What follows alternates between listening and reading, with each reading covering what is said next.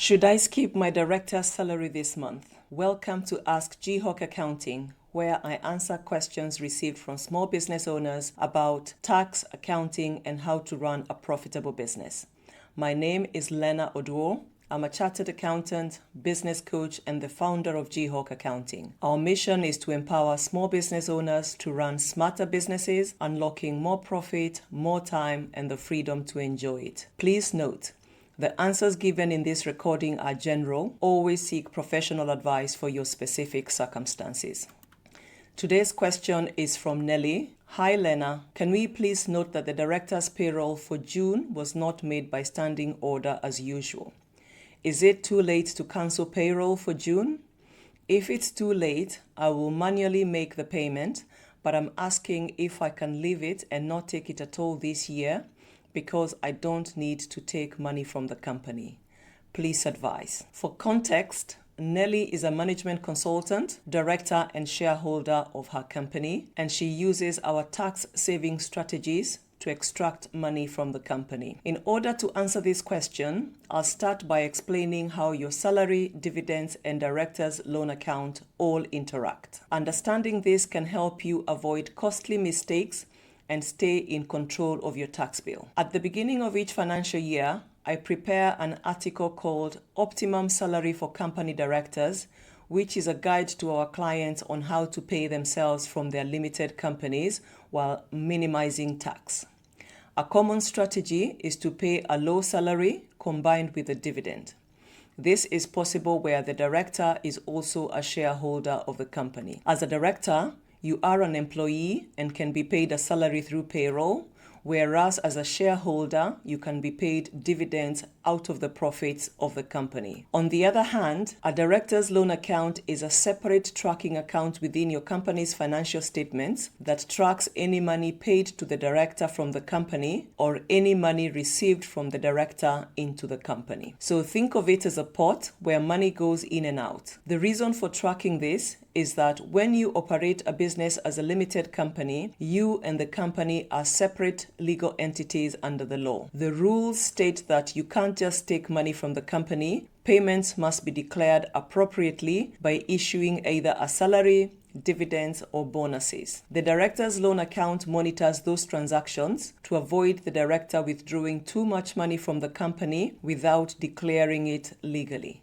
HMRC rules state that if at the end of the financial year, the director's loan account is overdrawn, then additional tax is payable. The director's loan account is significant for this question because when the company pays a salary or a dividend, this creates a positive balance in the director's loan account. Regarding the director's salary, I recommend a low salary strategy with 3 options to cater for directors at different stages of their lives. For the 2025-2026 tax year, the options are as follows. Option 1 is to pay a salary at the personal allowance, which is $12,570 a year or $1,047.50 a month. Option 2 is to pay salary at the lower earnings limit, which is £6,500 a year or $541.67 a month. Option 3 is to pay salary at the secondary threshold, which is £5,000 or £417 per month. Whichever option you choose, we recommend that you stick to the same monthly salary for ease of filing and tax efficiency. Monthly payroll still matters. Even if you don't physically take the money, running payroll and filing the real-time information reports with HMRC allows your company to claim it as an expense, reducing the corporation tax payable. What happens if you skip a month? If you decide not to process payroll for 1 month, that salary can't be deducted from your company profits. So it means you'll pay more corporation tax. Going back to the question, one should not mix up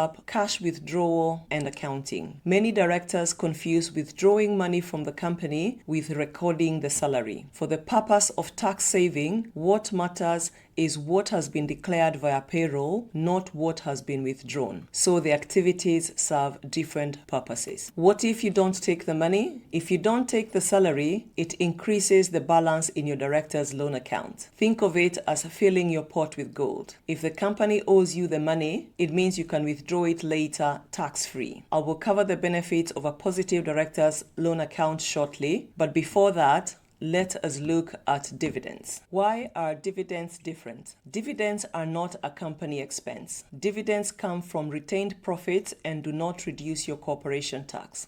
They must be declared properly and paid into the shareholders in proportion to their shareholdings.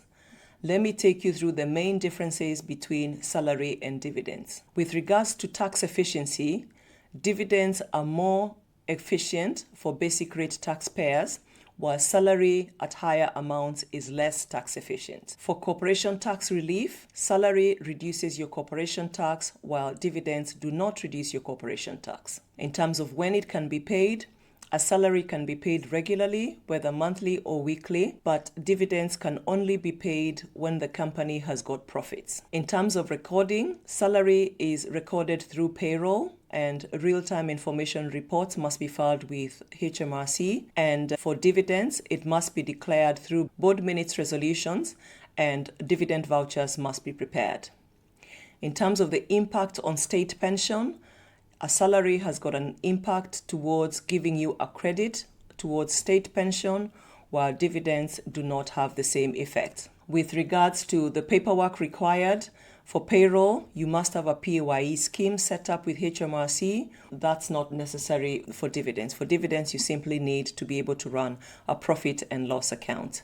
And in terms of cash flow flexibility, salary is less flexible because it must be paid as per the schedule provided, whereas dividends offer more flexibility because they can be paid at the director's discretion. So finally, let's have a look at the key benefits of using a director's loan account in a company. The first one is withdrawing money. A director can withdraw money from the company even if it has not been declared as a salary or dividends.